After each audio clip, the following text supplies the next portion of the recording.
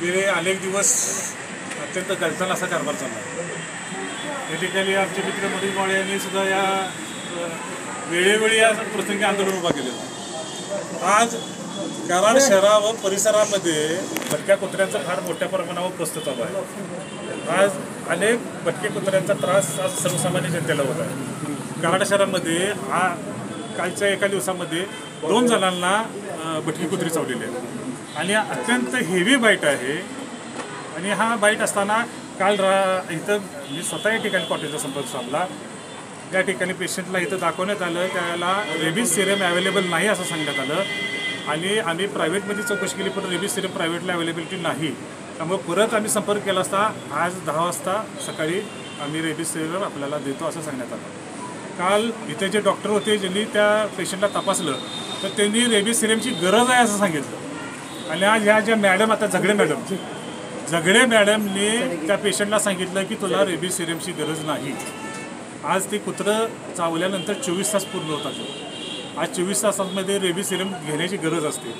आज त्या मॅडमने त्याच्याबरोबर अतिशय उद्धट असं वर्तन केलं। आम्ही ज्या लोकप्रतिनिधी इथं आलो त्यासाठी तर त्याला त्यांचं म्हणणं आलं की रेबीज सिरम का नाही अवेलेबल शासनाला जाऊन विचारा।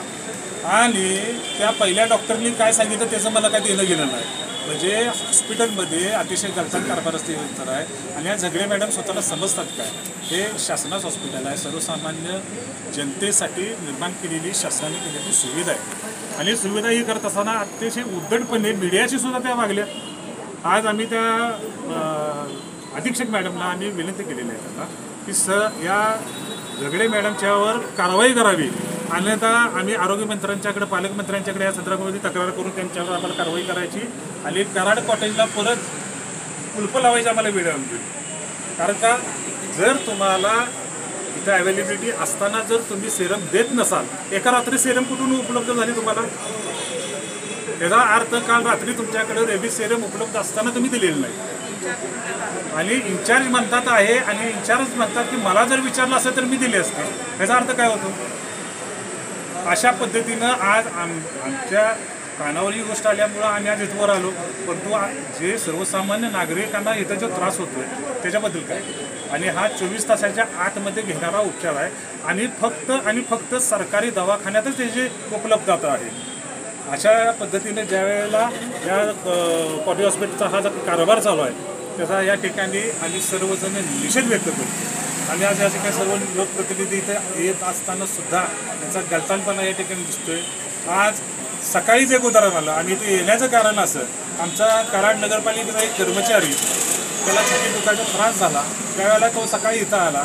सकाळी जर त्याचं ECG ह्या ठिकाणी गेला असेल त्याचा जीव वाचला असतो। म्हणजे सर्वसामान्य नागरिकांसाठी हे कॉटेज हॉस्पिटल आहे का कुणासाठी आहे?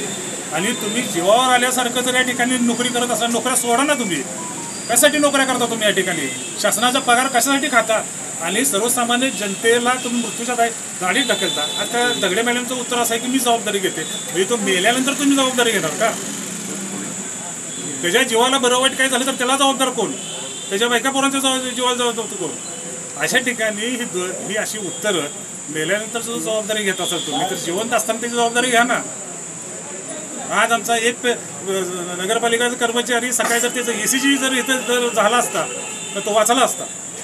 अशा पद्धतीनं अनेक तक्रारी या ठिकाणी कॉटेज हॉस्पिटलमध्ये होत आहेत। आज या कराड कॉटेज हॉस्पिटलच्या संदर्भामध्ये पालकमंत्री, आरोग्यमंत्री, मुख्यमंत्री, उपमुख्यमंत्र्यांच्या कानावरती ही तक्रार आम्ही दाखल करणार आहोत। आमचे मित्र मनोज माळे सुद्धा सिटी स्कॅन संदर्भामध्ये त्याच्या अगोदर सुद्धा आवाज उठवला, अनेक वेळोवेळी उपोषण केलं, परंतु हे मुरदाड झालेले आहे। आणि या मुरदाडांना योग्य कानावर बसेल असा आवाज यांना येण्याची गरज आहे। कारण का आज सर्वसामान्य माणसांची किती इथं तळमळ होत असेल ती त्या तळमळ त्या लोकांनाच माहीत आहे आणि त्या लोकांनी तक्रार करायची तर कोणा करायची। आज आमच्यापर्यंत तक्रार आली म्हणून आम्ही समक्ष आलो। आज श्री हॉस्पिटलमधून आम्ही इथे आलो आहे आणि याला अतिशय चुकीच्या पद्धतीने या ठिकाणी आहे। आणि आम्ही त्यांना सांगितले की तत्काळ त्या झगडे डॉक्टरांच्या वरती कारवाई करण्यात यावी। महिला डॉक्टर असल्या त्यांच्याशी माणसं आडवीनं बोलतात, त्यांना असं वाटतं की अरे आम्ही काय ताबरपट घेऊन आलो काय? अतिशय चुकीच्या पद्धतीने आहे आणि त्यांनी कारवाई या ठिकाणी केलीच पाहिजे। आणि आम्ही त्यांना सांगितले जोपर्यंत आम्ही कारवाई होत नाही तोपर्यंत आम्ही इथं जाणार नाही।